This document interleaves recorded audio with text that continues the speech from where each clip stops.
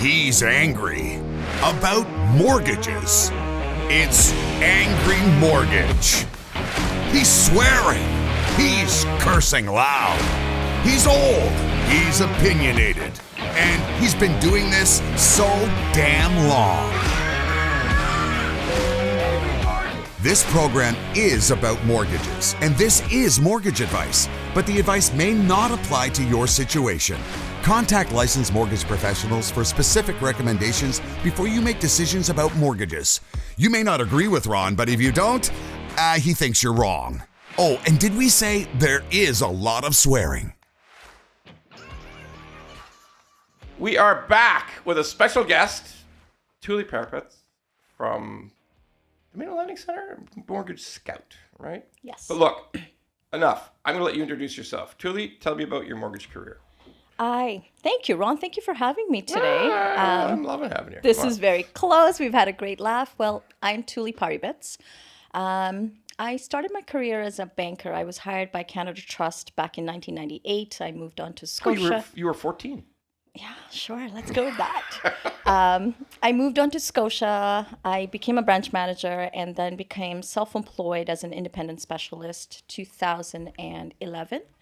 And I've Mortgage specialist. Mortgage specialist. With Scotia. No, I was branch manager with Scotiabank. When I became a mortgage agent is in 2011. So I've been self-employed since then. But were you with the bank then, or you went totally on your own? Totally on my own. So you've been for how long now? Since 2012, so quite a bit of years right there. It's been around, but I like I said, 98. I'm the index chart. Like I don't need that chart in front of me to see the ups and the downs of it. But I've had a great career. But it's pretty much in banking. I know banking. I understand mortgages, and I love Toronto. Yeah, you're a Toronto girl. You're in. Am I allowed to say girl? Can you say that? Why not? I am one. Well, sometimes I get corrected. If they're all women. Girls are like under 6 and 7. I said, oh, okay. Sometimes my wife even corrects me. She says, don't say girls, say ladies. I said, okay, fine. But in this year, I'm still on the edge. But starting in 2025, I'm going on a full anti-woke agenda. Good for you. Just like I'm gonna be Canada's Elon without the money. You don't have to be Canada's Elon. How about you just be Canada's Ron? I think your reputation precedes yourself. So we're Canada's Ron. We'd love that. Listen, I'm still like violently opposed to misogyny and unfairness and homophobia. Like radically opposed to racism, all those things. But I'm gonna start to go unwoke. More unwoke. Speak your truth. Oh, excuse me, I got a bit of a cold today. Well, it's gonna be my truth. I mean, maybe some people won't like it.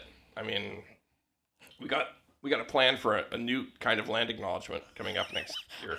I thought that wasn't coming up in today's conversation. That's on you. No, we're not doing it. We're not doing it today. But I have a new land acknowledgement that's going to come up with one of the shows next year. So, anyway, you're sort of like a lifetime banker and mortgage person. Okay. All right. So you've seen the inside of mortgages. You've marketed mortgages because when you work for a bank, you're actually interacting with the risk side of the business and with all the rest of it. So that's the people we try to have on the show. People with deep knowledge of how the business works, and certainly you're in that category. So we'd love to really thank you for coming. Thank you. Appreciate it. All right, so let's talk about the shit that's going on in Canada today. Last week, there was a pretty shitty jobs report came out. 6.8 up from 6.5. I think it was 6.5. It was 6.6 the report before. I think it's very indicative of the way things are going. You're in our business, so you even hear about the layoffs at lenders, right? You've heard about layoffs at lenders and the hiring freeze at lenders. So what's your view of, is there going to be less people working in the banking and mortgage business next year? I think so. And I don't mean just in the self-employed space. Like I know public sector is rising and in their unemployment, but I just like you, I'm finding a lot less. The time frames are there, the wait times are there. They're certainly shedding all around us. I've had clients going into saying, I know we just went into an offer. I think I'm about to be laid off. And I'm hearing a lot Oh more. shit. Yes. People are being amicable in both ends, but people on probation right now, I'm like, please don't buy. Okay. Well, I think people on depends on the sort of depends on the salary range, right? I mean, Yes. some people's jobs are going to continue, but But even the salary range, like before, I can advocate for anybody on promotion. On a probation, I can go to my banks, I can cash in my standing with them. I am not comfortable doing that depending on the pay grade. So yes, but even in the 140, 150 range in the tech sector, you've got a 6-month probation, and I'm starting to see people being laid off within that 6 months. yeah, this is sort of the concern in the particularly the Ontario economy. Other places are doing well or better. Let's say better. I know Quebec seems to be holding up pretty well, but it's a much.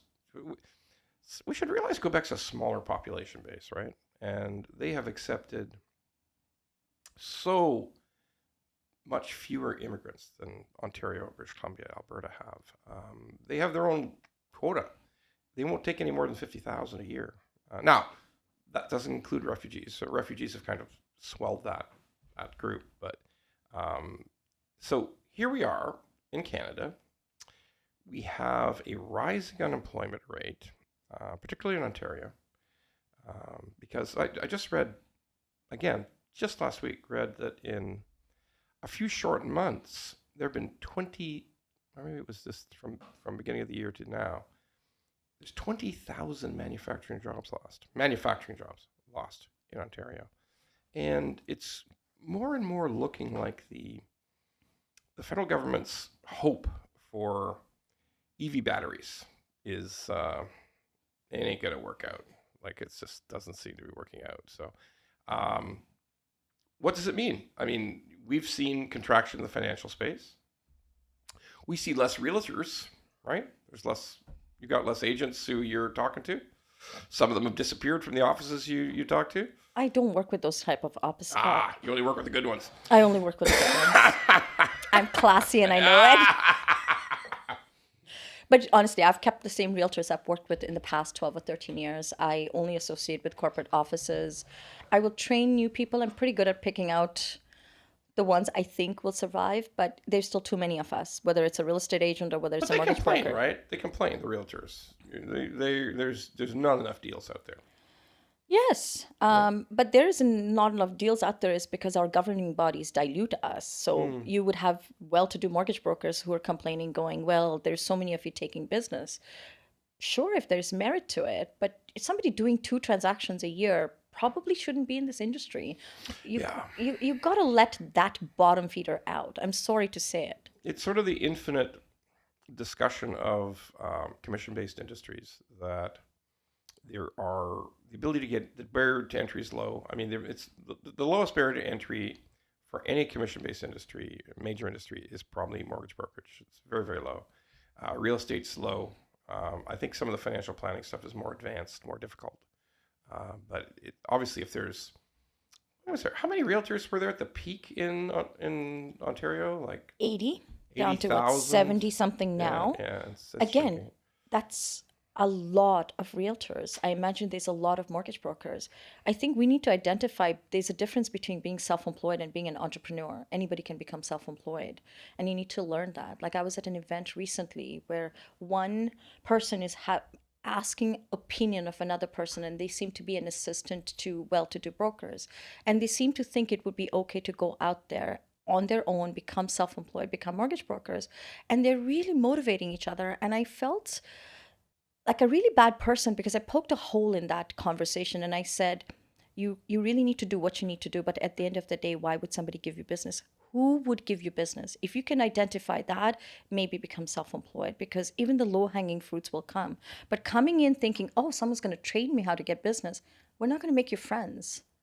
We're not going to go find you new friends. Yeah, that's true. Well, your friends give you business too, right? If your friends are paycheck to paycheck and they're putting 3 paychecks together, it's unlikely they're going to buy a house immediately. Maybe you can help Hey, them. you were saying to me, you just finished saying that in your own experience, in your own practice, that you've encountered some people who have been laid off in an unexpected way, right? Mm-hmm.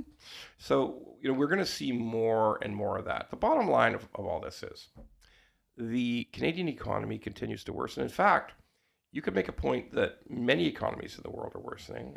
Maybe not the U.S. The U.S. has a bunch of things going for it that other countries don't.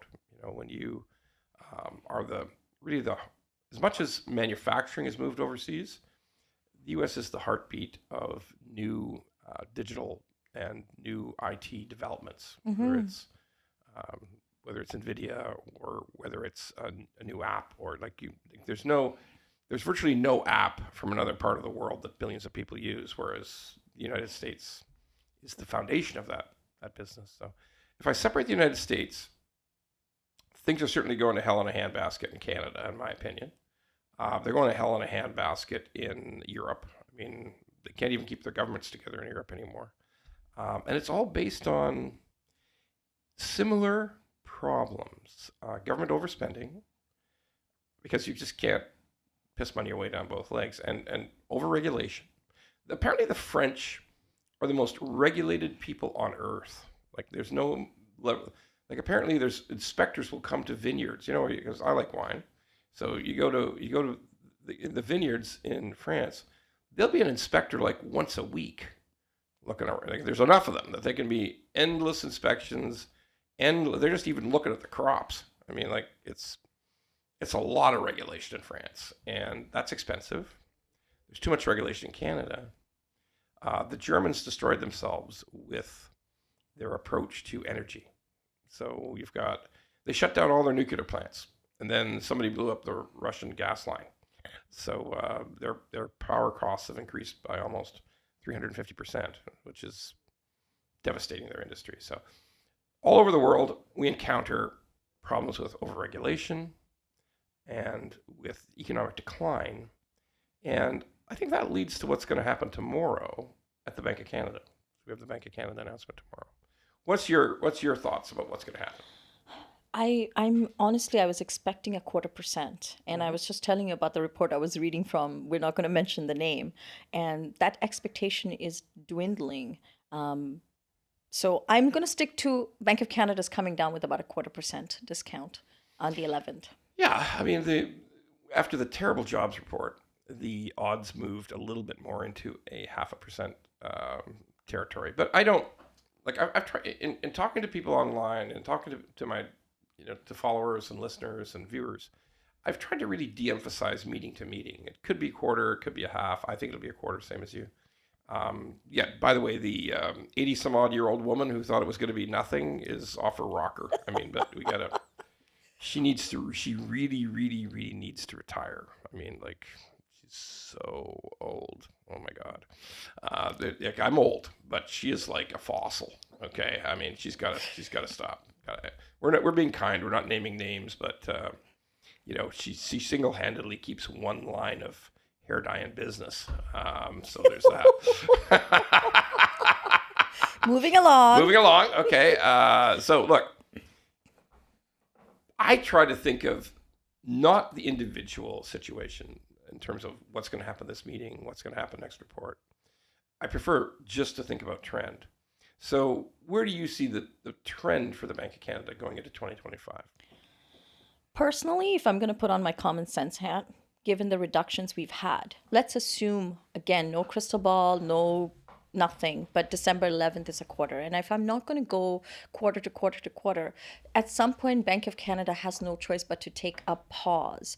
And I feel that pause will likely be sometimes in the spring, whether it's warranted or not. You have to reflect back. I know 2025 is expected to be gung-ho, and if you listen to Roy LePage reports and everything else, but ultimately we have a very prudent government, or Bank of Canada has its own prudency. So I expect a pause sometimes between January and March. I'm sorry if it seems like a prediction, but they have to reflect as to what they've done and if it's working. Yeah, I'm always amazed by Roy LePage's predictions. Roy LePage is Royal LePage is a little bit along the lines of a bordello madam. Okay, like all the girls are beautiful. Like they're always beautiful. I think They you're talking always about will be selling beautiful. Sunset. They will always be beautiful. They're all beautiful here. Yeah, but it's ridiculous to listen to those guys about real estate. Real estate is only good. In Royal LePage, real estate's only going to be good. It's never going to be bad. It's always going to be wonderful. So you're always going to make money. The best time to buy is when? Today, Now! right now. Yes, right now. Okay, that's the best time to buy. Yeah. Sweet Yeah. Jesus, God help them.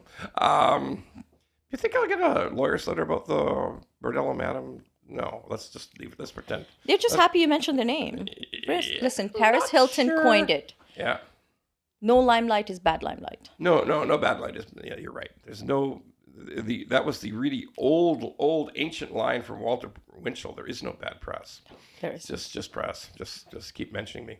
So we're going to have this drop in prime. Mm-hmm.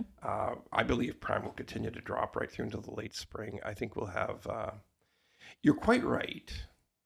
The Bank of Canada governor doesn't just do this eternally. I mean, there will be a moment. Reflect. Well, I don't know how much he's reflecting, but there has to be a terminal rate. How about he can use that as an excuse to pause? Because you have to pause. We cannot do what we did in the pandemic. It felt like we're on freaking Oprah. Car for you, SERP for you, SEBA for you. Come on. We call that ZERP, the zero interest rate period. Yes. Okay, so no, that's not coming back. No, I always maintain that's not coming back. We're not going to see that.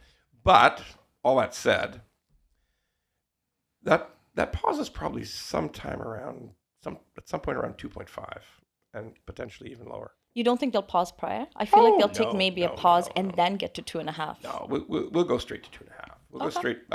They might pause at 2.75, but it'll probably be 2.5. So like this trajectory on a bad economy is established. Yes, it's here.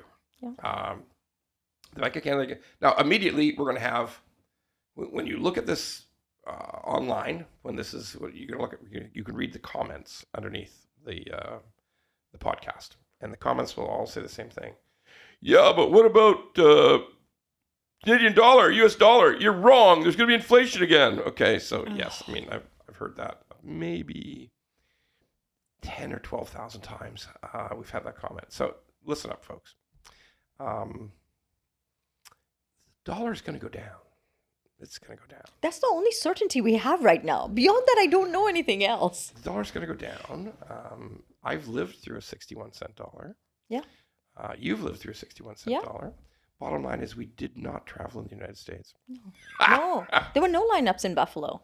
And there were no trips to Florida.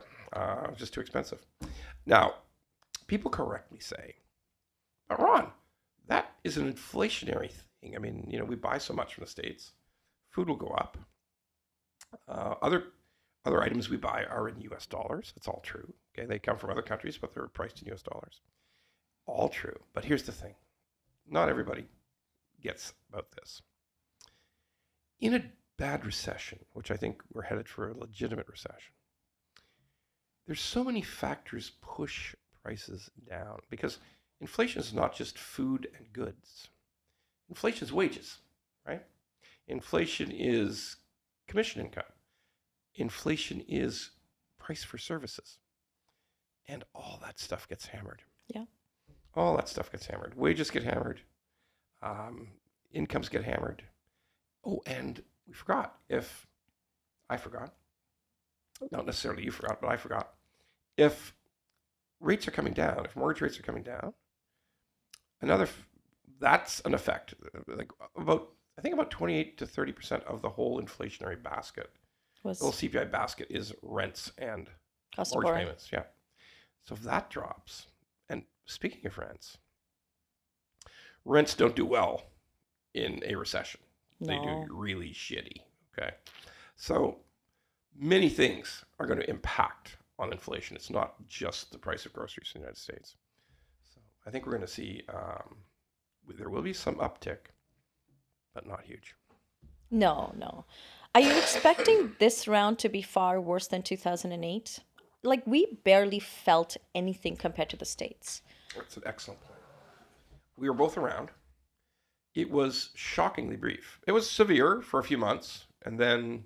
But it was just a few months for us, not for you, not for the US, not for, Europe. Like I worked at Scotiabank at the Kingsway, and I learned how money stretches money. My clients were coming in 2008 going, "Can you get me a line of credit? Can you increase my mortgage?" And I kept asking, "What are you going to do?" They were buying up properties in Florida. Oh my God. Yeah. 37,000 for a 1-bedroom condo, 44,000 for a condo. It felt like when I used to work at Cloverdale, and people will tell me, "Well, when I got married, I paid $33,000 for this house." And I was seeing it unfold in 2008. I am not experiencing it in any way, shape, or form, but that was such a bleep for us. Like Americans keep talking about, well, inflation. We did not. Our properties were not at 40% sale. No, there was a brief downturn. It was probably completely over within 10 months. It's a great point about 2008. It had very little impact on Canada. But this is in some ways, this is like a made in Canada, made in Ontario recession. So what can we look forward to? We can look forward to a much lower Bank of Canada rate than today. Look, we have a major bank who predicts a 2% terminal rate of the Bank of Canada. So this is one thing that's true. A very, very bad economy pushes a Bank of Canada governor to consider deeper and deeper cuts. I'm old. You're young, but I'm old, and I've watched this. This has happened. This is the way it works. So all you people who think that a falling U.S. dollar or a falling Canadian dollar versus U.S. is going to suddenly restart inflation, we're going to go back to 8%, you're not correct. No. We can't sustain 8% regardless of what happens. I think we need to put on a common sense hat. Sure, stats are great, but people are suffering right now. And if we have job losses and people are going to suffer more, that Toronto bubble busting site, holy moly, that's who's going to be like, "Oh, rates are going up towards 8%. Wait for this imminent crash." Well, we're getting the crash in the condos. I mean, the little tiny dog crate condos are... Do you think that's sustainable in the sense it's going to last long term, the condo crash? Yeah. You think so? It's going to grow in severity, sure.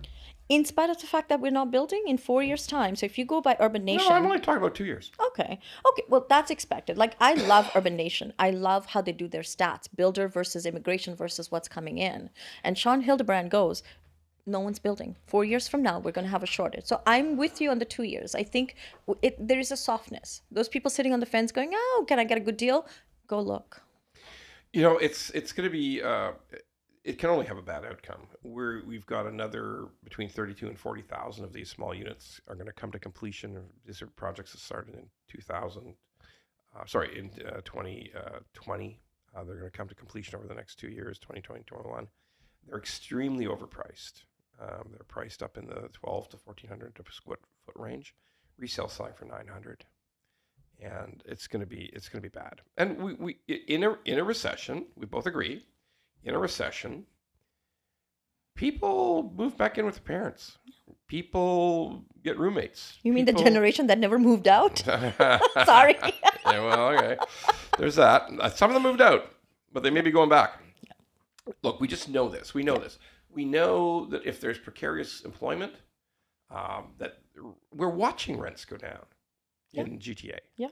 They reached an all-time peak in 2023. People are bunking up. Yeah, we watched rents fall, and they're going to continue to fall. Yeah. So there's no escape from the basic economics.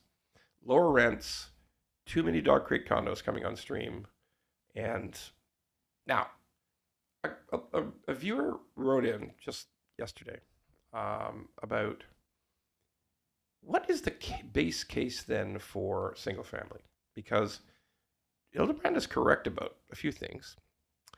He's correct that we will eventually hit zero on new starts for condos. Mm-hmm. Okay.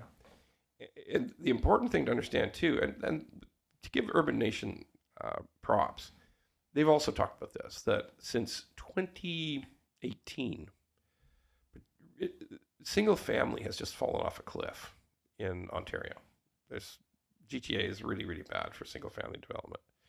So what I tell everybody is, people, because I constantly get this question, I constantly get this comment, will this condo crash spill over into low rise, spill over into single family. No, it'll impact on this rental stuff will impact on townhouses a little because a lot of the newer townhouses for the last 5 or 6 years were purchased as rentals. We know this. Okay, you've done a few, right? So you do a lot of downtown real estate, right? I don't hide the fact how much I love Toronto. And Toronto seems to like that and come to me. So Oh, God bless you. So they should. But I would guess that a bunch of those townhouse deals are rentals that you've done in the last 5 years. lots of them, and we have the conversations of 20% down versus 35% down, but even the flip side of it is just learn the math. People get stuck on percentage, people get stuck on whatever it is. And I show them, so you're out $300 a month out of pocket. That's $3,600 in a year. Can you take that hit? I think understanding what it is that they're taking a hit on may explain. Not just thinking I'm subsidizing somebody's rent as an investor. Sure you are, temporarily. But there's a value increase. There's something else to be had. I'm with you in the sense that it's doom and gloom. I don't know how much I agree that freehold will be impacted as much. But what's wrong with raising a family in a condo? North America teaches us differently. Yeah, that 480 square foot condo is pretty tough to raise a family in. Says who? Says any rational person. No, not at all. Really? Well, how about when you go to Japan, you go to Paris, your rooms are so much smaller. A hotel room is so much smaller than what we're accustomed to. Europe already does that. Hong Kong does that. There are people, I've been in a hotel in Mumbai and accidentally come out of my hotel room and the people are sleeping in the hallway of this hotel. I was like, what now? But I grew up in Nairobi, Kenya. My parents had a 2-bedroom apartment. We lived in a compound. I don't think it was a huge apartment or whatever it was. We were just fine. We didn't know any better. I think when you know better, your expectations are different. If you go East Danforth, Danny Danforth, whatever, one of those builders, has 3-bedroom condos like this constantly. Well, you got to realize I'm only beating up on the dog crate condo. Sure. I'm only beating up on the condo where when you open the door to enter the condo, you're in your bedroom. Yeah. I'm beating up on those because those are ridiculous. Why? Right? It's something. What can't is raise it a you family. want? I think you could make a case that you can't raise a family in those. Can you have a quite young baby for a little bit and then move on to it? Because I'm working with a couple right now, and they're 2 families who are 3 and 3, and one is in a bachelor and one's in a 1-bedroom, and they want to do better. They're looking at combining their forces to buy like a duplex or whatever you want to call it. But if you're being creative, But now we're back to low rise. Well, yes, but they made a family work in the situation they were in. They've been in it for 3.5 going on 4 years. So I'm not saying raise. I'm just saying, what is your objective? What are you prioritizing? I'm 27 years old. I'm going to move into a 350 square foot condo. Who's to say that's where you need to be for the rest of your life? You have other aspirations to get to. And if it means I suck it up and I live in it for the next, literally that's the immigrant way, you suck it up and improve upon what you have. I think we need to change our narrative a little bit. I agree with you. We shouldn't be raising families in a shoebox, but Dog crate. Dog crate. Right. Well, why not? Because it's fucking crazy in the Then second, keep renting. second largest country in the world. Then keep It's crazy. renting and keep getting displaced there. You have to prioritize at some point. Tuli, the truth about every sub 450 square foot condo is that over 82% of them are investor driven. Sure. So They're all Airbnbs. There's no, well, not for much longer. The Prime Minister was kind enough to announce last week that he's going to continue to rain down terror through the federal government on Airbnbs. That was like literally the last, that was the nail in the coffin of dog crate condos, I think. When the Prime Minister himself, he's not going to be the Prime Minister much longer, but still, I mean, the Prime Minister himself comes out and says, yeah, we're going to take these 200,000 Airbnbs and Verbos, and we're going to turn them into housing for Canadians because we're going to drive it into the ground. So, but I think it's safe to say that that investor-driven focus, the math just doesn't work on it anymore. So, I mean, you're quite right. Somebody might be able to take a $300 a month hit on a townhouse, on a low-rise townhouse, but nobody's going to take a $1,200 a month hit on a dog crate condo. They're just not going to do it. And that's where we're at right now with the math. That'll all change. So what we're going to see, I believe, is a continued deterioration of the Canadian economy. This unemployment rate, we haven't even touched on the public sector job growth, right? No, there was, well, Holy mackerel, right? I mean, like, if it wasn't for public sector, I mean, it'd be like a real recession, like a crazy people with pitchforks in the streets kind of recession, because the public sector has grown so much. Well, the best report that I ever read, produced by the Toronto Star, came out last week. It was about all of the fucked up, I mean really fucked up transit projects we've got going on. You know, like the eternal crosstown line that never finishes. Like, but who's the fool? We keep accepting all this nonsense. There's a whole bunch of fools we could line up. But it also talked about things like the Ontario line. It talked about 4 major, huge. The budget's like for all these projects like $68 billion. That's big money. Okay, and they did maybe the best thing I've ever seen. They broke down how much of this budget. They just give you fodder. No, well, but the truth will set you free. Okay, so they gave the breakdown of how much is actually going into rails, concrete, workmen, how much of that. Guess what? That stuff, the actual stuff, and the people who are toiling in the cold building this stuff, their salaries, the project, the materials, the rails, the cars, that's only 45% of the cost. So the 55% is going towards the people who want to have a meeting about having a meeting. When it could have been an email. Okay. Look, I mean, the numbers are off the fucking charts. I mean, but that's our government. Like, we're doing studies. I live by High Park. How many more studies do you need to do? Like, who's working? This vacant tax, I keep asking, how much are we paying out in salaries for this reporting of the vacant tax? Like, City of Toronto. The vacant unit tax. Yeah. The vacant unit tax. Yeah, like, I know when my neighbor sneezes or has a cold. So I know when my neighbor is vacant. So in Toronto, I don't find that to be that big of a problem. Maybe it is, maybe it isn't. But what's costing the city to administer this? Well, let's face facts. If you've got a $68 billion expense on your hands and 55% of it is what they call soft cost. By the way, a huge chunk of that is we just expect the prices to rise that much. Like, I think 17% was just change orders. Like, we expect 17% of the $68 billion was we didn't price it right to begin with, so we just expect there to be all kinds of change orders that we have to pay for. Like, reading this thing was literally terrifying because we have administrative bloat, overregulation. I think consultants were like $6 billion. Is that what we do? We just consult. We're consulting on everything. Sometimes a freaking headache is a headache. Take a Tylenol, but we do not need to keep consulting. I'm so tired of consulting. I'm tired of, I'm of my generation, of woke generation. I'm tired of these names changing. It's like, come on, how am I going to remember history? Yeah, it cost $4 million to change Dundas to something else. I might do a whole show on that, but we'll have to get you out of the building first. I mean, it's we're going to get in trouble. So that's what we're up against in Canada right now. We're seeing rising private sector unemployment, unmanageable costs on everything we do in the public sector. The costs just spin out of control. We are going to the silver lining is there will be lower mortgage rates, not just lower Bank of Canada rates. We saw fixed rates come. Like, it was amazing.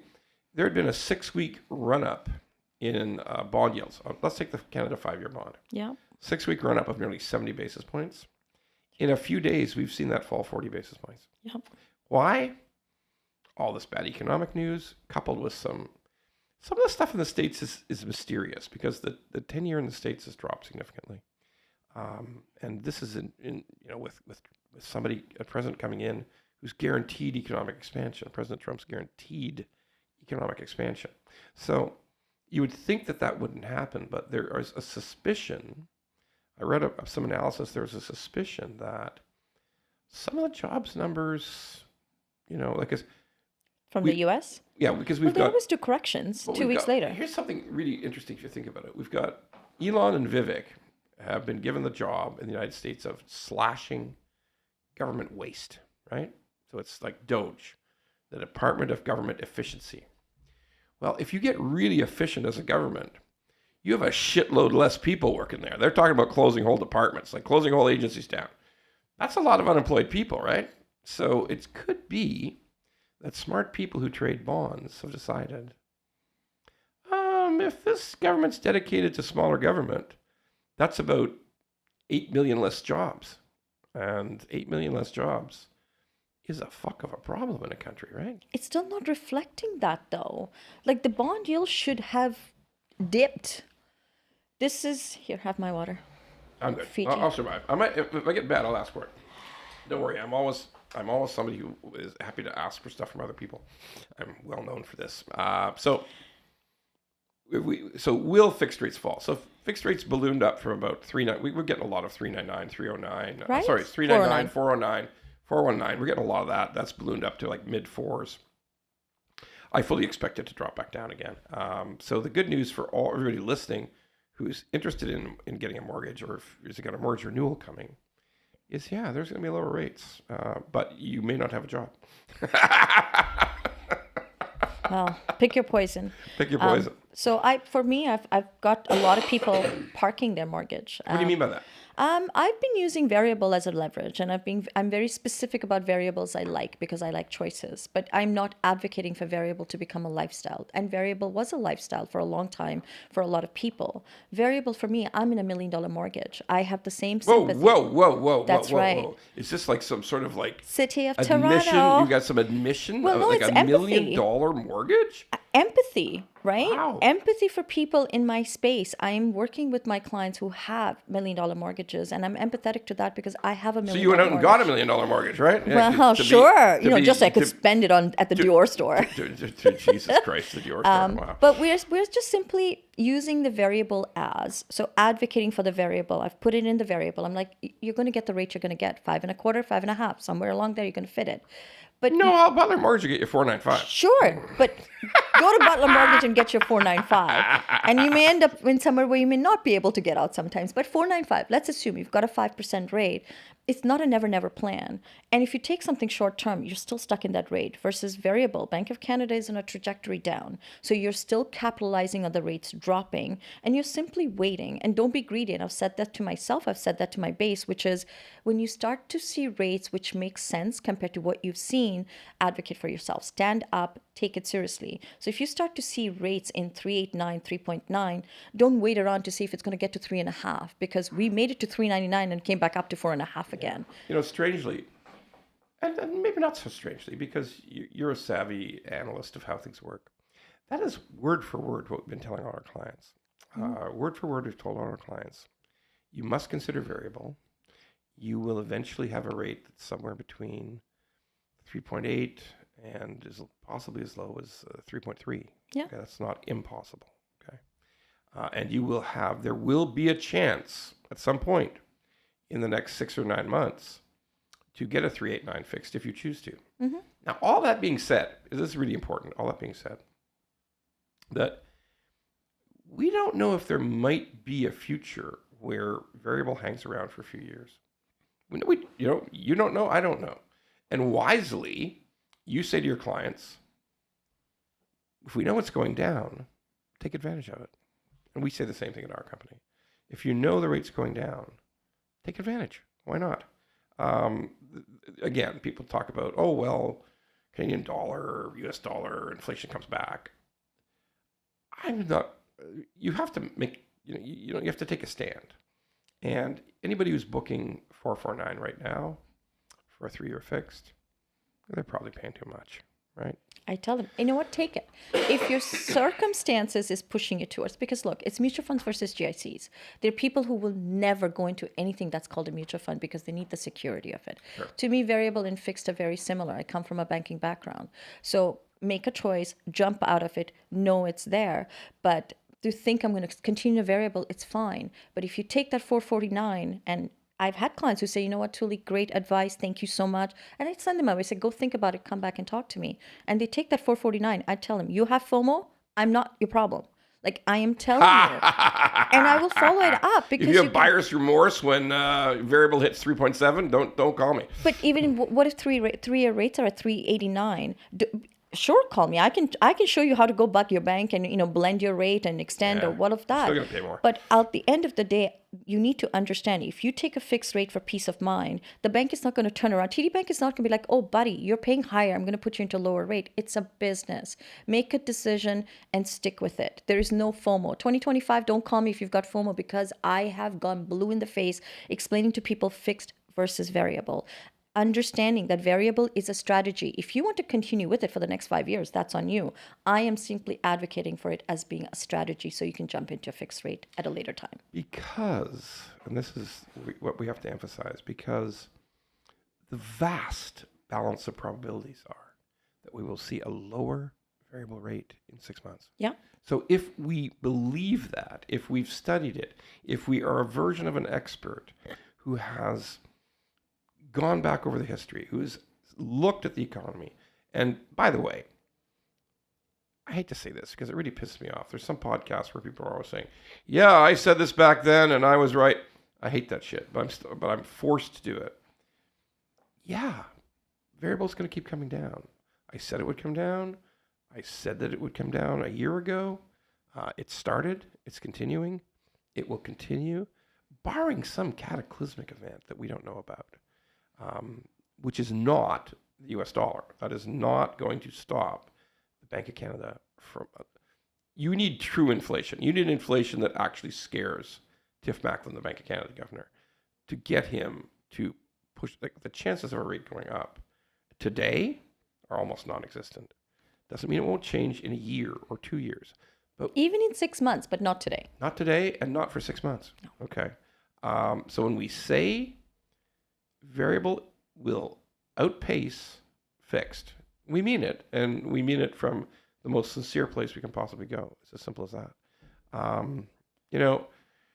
We have got a lot of things to worry about in Canada for the next, I think for a good solid 18 months. A lot of people say, well, wait a minute. When the election comes and Trudeau's gone, things are going to get better. I want to tell people, let me give you a big insight into that. When the election comes and the Conservatives win, which they will, okay, not because the Conservatives are great, everybody's fucking tired of the Liberals, okay? Just resign already. Like, what a dumbass. Just resign. Yeah. Then we'll see what else may come off of it. But right now, he's just handing in the election. Look, every possible indicator, we're talking about 16 months worth of accurate polling tells us the Liberal government falls. The Conservatives get in. But here, again, I want to tread on the fact that I'm not young. So let me tell you something about when a new government gets in, particularly after 10 years of the old government. The first thing they tell you is, hey, you know what? We're fucked. The fucking books are bad. The deficit's way more than these fuckers were telling you it was. And we're in trouble. Mm-hmm. So if anybody thinks the economy's going to turn around, one person doesn't control the entire country. Look, things will get better. I believe things will get better eventually, okay? Because there's a belief in deregulation. There's a belief in lower taxes. There's a belief in restoring energy to be, Canadians. We got some things going for us, and one of them's energy. So let's start selling it again. And then there are countries in the world who have similar things to us are war-torn. We should advocate for ourselves more. And you know what? Some of those countries, in Africa, they're still burning wood for heat. Yeah. Like, shouldn't we export some natural gas over there? India still burns cow shit. Oh my God. So yeah, let's help that out. Okay, let's export some natural gas. Okay, let's do that. So my point that I'm trying to make is that it's not going to be an instantaneous fix. No. It's actually going to get worse. Yeah. It's going to get a little worse. Yeah. So, excuse me. Everybody's saying, why did you do this podcast, you stupid fat fuck, when you're so sick? Okay. Which is a reasonable complaint. But, it's like I'm from a generation where you just keep on working, right? When you don't feel well. My shrink calls it a fight or flight response. It's not a good thing. Why would you need a shrink? I love my shrink. Yeah. Who else is going to listen to my bubbly self all day? God damn it, Tuli. Like, seriously. I mean, like, you don't need a shrink. I mean, Jesus I Christ. love my shrink. Budget cuts and all, get a shrink. So look, I mean, Tuli, but you're not woke, really. You're not woke. I'm a little bit of both. A little bit of both? I could be woke. I'm raising a 7-year-old, but I also don't want to raise a little Well, pansy he's for going lack to of... get taught woke in school, so. Not relevant. Yeah. He also hears things. He hears the non-woke at home, the unwoke at home. Okay, His mother is pretty harsh. All right, that's good.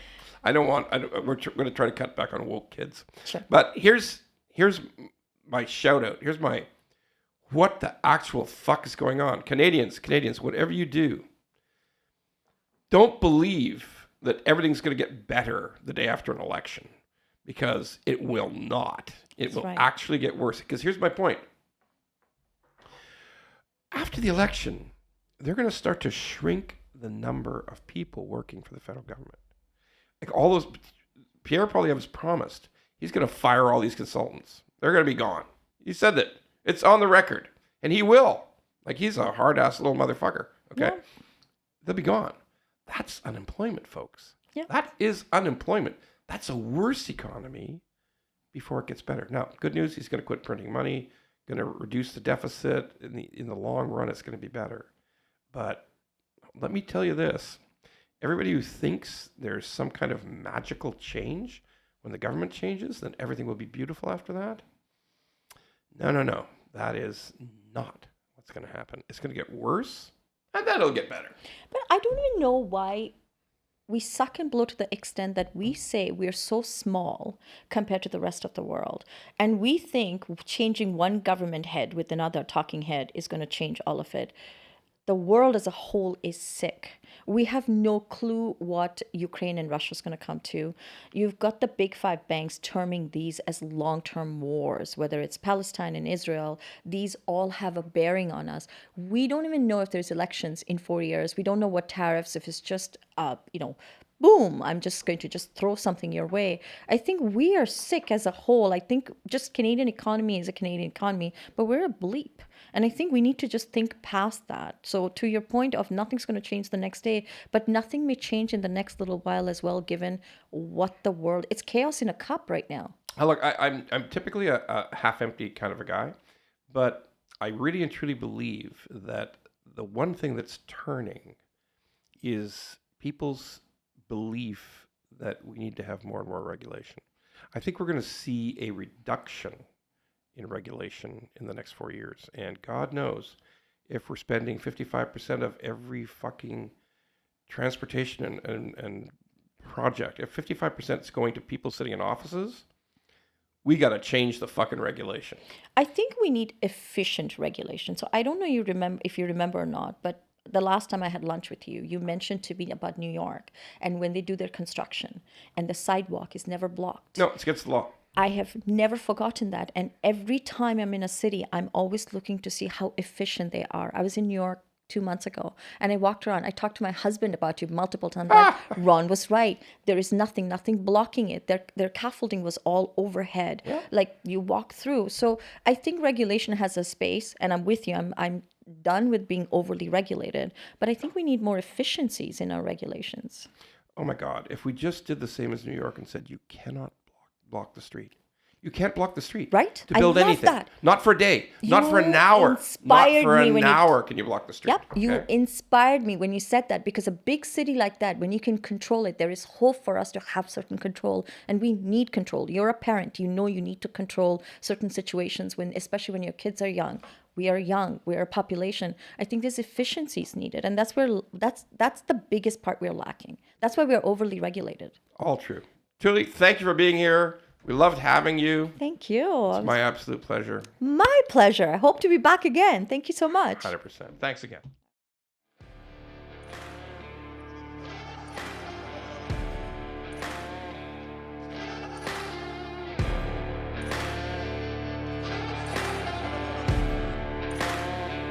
If you like the pod, well, don't just sit there. Go to YouTube, Apple, Spotify, and all the other ones and like the pod. And don't forget to subscribe so we can keep being angry at mortgages and swearing about mortgages. Angry Mortgage could use your support.